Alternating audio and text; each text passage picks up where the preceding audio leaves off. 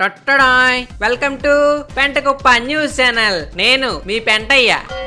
ఎంతో కాలంగా మనం ఎదురు చూస్తున్న రోజు ఈ రోజు రానే వచ్చింది. అసలేంటి ఆ రోజు, ఎందుకు వచ్చింది, ఎవరి కోసం వచ్చింది, అసలు ఇప్పుడే ఎందుకు వచ్చింది? ఏమొచ్చిందో చెప్పే ఎదోగోల ఇందాక నుంచి. సరే సరే ఏం లేదండి, ఈ రోజు ఎంతో కష్టపడి రిస్క్ చేసి మరీ శ్మశానంలో గోస్ట్ గారిని ఇంటర్వ్యూ చేద్దామని వచ్చానండి.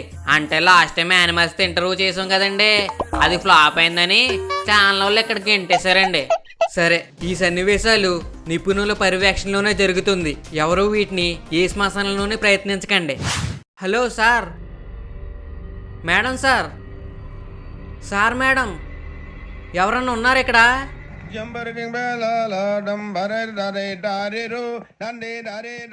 Hello sir, ghost sir, excuse me. రే ఎవడరా నువ్వు నా సామ్రాజ్యానికి వచ్చో?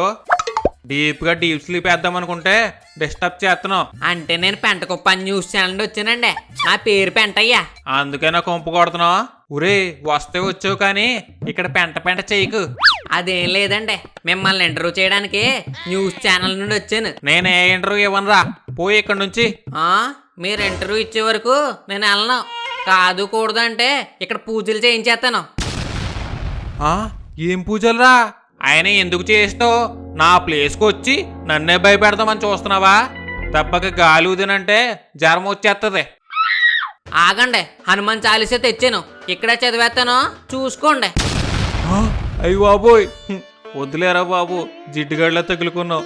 ఏంటో ఇంటర్వ్యూ అన్నా కదా, ఏంటి, ఏం కావాలి అడుగు. అవునండి, మీరు ఇక్కడ ఎందుకున్నారు? సత్యం కాబట్టి. అదే, ఎలా చచ్చిపోయారు? ఏముందరా, చేపల కూర వేసుకుని అన్నం తింటుంటే గొంతులో ముళ్ళిరుక్కుపోయి చచ్చిపోయాను. అప్పుడు మీ ఇంట్లో మీ ఆవిడ మిమ్మల్ని కాపాడడానికి ఏం చేయలేదా? ఎందుకు చేయలేదు? నేను ముళ్ళు అడ్డుకుందంటే అది దిగడానికి మా ఆవిడ మంచినీళ్ళు అనుకుని పక్కన ఉన్న యాసిడ్ గొంతులో పోసేసింది, అంతే. అన్నం తినేటప్పుడు పక్కన యాసిడ్ ఎందుకు ఉంటుందండి? అంటే నేను యాసిడ్లు పెనాళ్ళు అమ్మేవాడిని, ఇంట్లో కూడా అయ్యే ఉండేవి. సరిపోయింది. అయినా గొంతులో యాసిడ్ పోయడం ఏంటంటే దాని మీద పేరు ఉంటది కదా. అంటే మా ఆవిడకి చదువు రాదులే. అంటే మీ ఆవిడకి చదువు రాకపోవడం వల్ల మీరు పోయారన్నమాట. అయినా విషాద్ గది ఇప్పుడు ఎందుకు లేండి కదా, మరి ఎందుకు అడుగురా? అంటే ఫస్ట్ ఎలా చచ్చారో తెలిస్తే మేము చావకుండా జాగ్రత్తగా ఉంటాం కదా. ఆ గురించవులే, తర్వాత ఏంటో అడుగు. మీరు కుక్కలకి ఎందుకు కనిపిస్తారండి? మాకు కనిపించచ్చు కదా.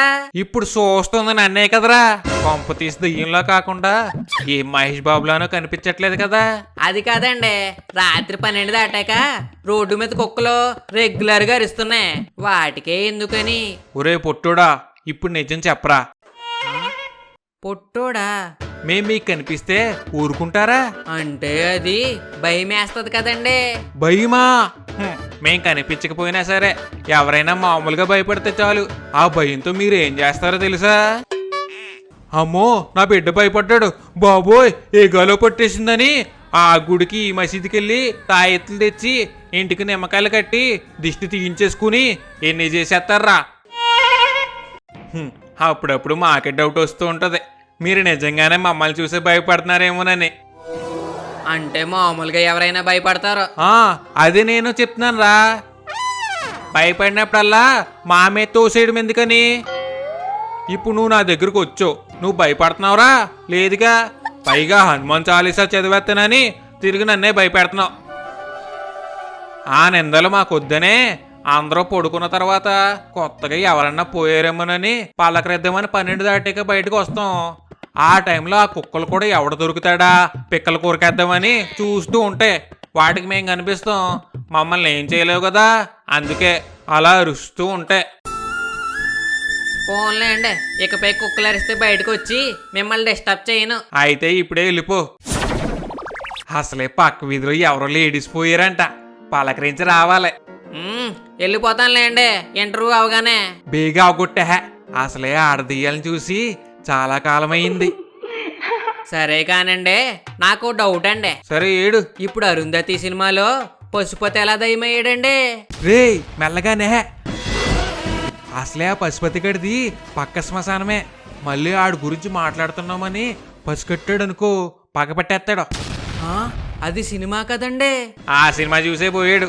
అప్పటి నుంచి మేమందరం వాడిని పశుపతి అనే పిలుతున్నాం. అవునా? పోనీ సినిమాలో ఎలా దయ్యమయ్యాడో చెప్పండి.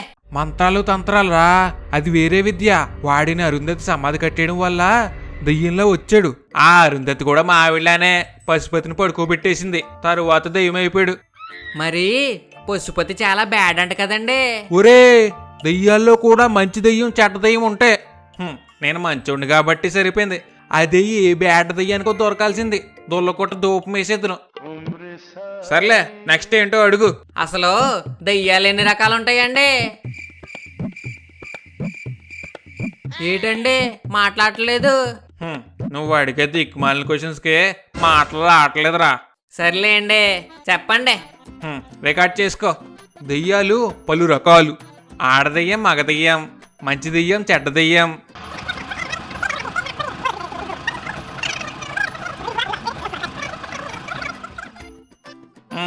అంతేరా. అన్ని దెయ్యాలుంటాయా? మరే ఇప్పుడు దెయ్యం మనల్ని చంపాలనుకుంటుందని మనం ఎలా తెలుసుకోవాలండి? అర్థం కాలేదురా. ఇప్పుడు దెయ్యం ఒకళ్ళని చంపాలంటే ఇంట్లో దూరి చంపడం, లేదా లారెన్స్ దగ్గర బాడీ రెంటకి తెచ్చుకుని చంపడం, ఇలాంటివి ఏవో ఉంటాయి కదండి. అవన్నీ నిజమేనా? దెయ్యం ఎలా చంపుతుందో తెలుసుకోవాలి, అంతే కదా? అంతే అండి. జనరల్ గా దెయ్యాలు ఎవరిని ఏం చెయ్యవురా. దెయ్యానికి నచ్చకపోయినా, దెయ్యానికి చిరాకేసినా, దెయ్యానికి పూజలు చేస్తాయని బెదిరించినా నచ్చదు, చంపేస్తాయి. ఊరుకోండి, వీడియో స్టార్టింగ్ లో మిమ్మల్ని బెదిరించాను, నన్ను చంపేశారా? చంపకుండా వదిలేస్తానని నేను చెప్పలేదు కదరా. అర్ధరాత్రులు శ్మశానం వంకే చూడొద్దని పెద్దోళ్ళు చెప్తూ ఉంటారు. అలాంటిది నువ్వు లోపలికి వచ్చి నన్ను డిస్టర్బ్ చేసి నన్ను బెదిరించవు. ఇన్ని చేసిన నిన్ను ఎలా వదిలేస్తాననుకున్నావురా? అంటే నన్ను చంపేస్తారా? ఎల్లహా, నిన్నెవడ చంపుతాడు? ఏదో భయపడతావు లేదని ట్రై చేశాను. సరే అండి, ఇంక నేను వెళ్తాను. మళ్ళీ ఎప్పుడు వస్తావు? ఇంకేం వస్తానులేండి. చూసారుగా, మన మాటలకి గోష్టి కూడా గజగజ వణికింది. మరొకరి ఇంటర్వ్యూతో మళ్ళీ కలుద్దాం. Until then keep watching.